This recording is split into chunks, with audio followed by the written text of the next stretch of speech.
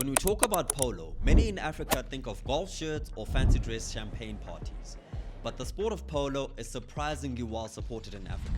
Here's a quick take breaking down the sport of kings in Africa.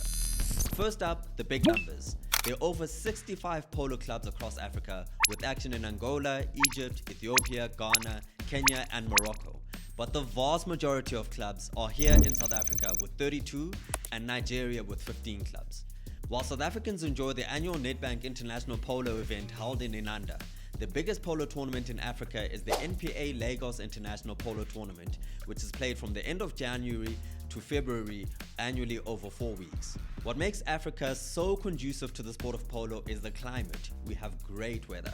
And in fact, the polo season in Africa is a year-long event from March right through to the following February. In fact, according to the Africa Polo Network, more amateur polo is played across Africa than anywhere else in the world. And that's crazy. And that's because of the continent's vast geographic spread, where there is almost a summer everywhere all the time.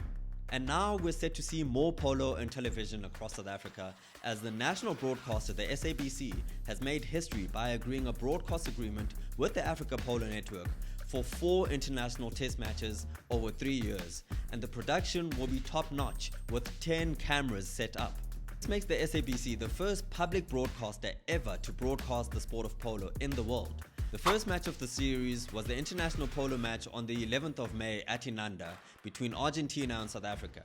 To extend the broadcast of polo and make it truly global, those outside South Africa can also watch on pay-per-view through the distribution between Global Polo TV and Africa Polo Network.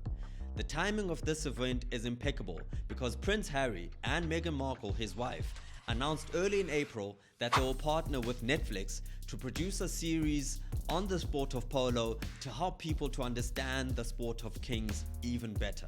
What a story for the African Polo Network and the SABC, as well as everyone involved on the African continent.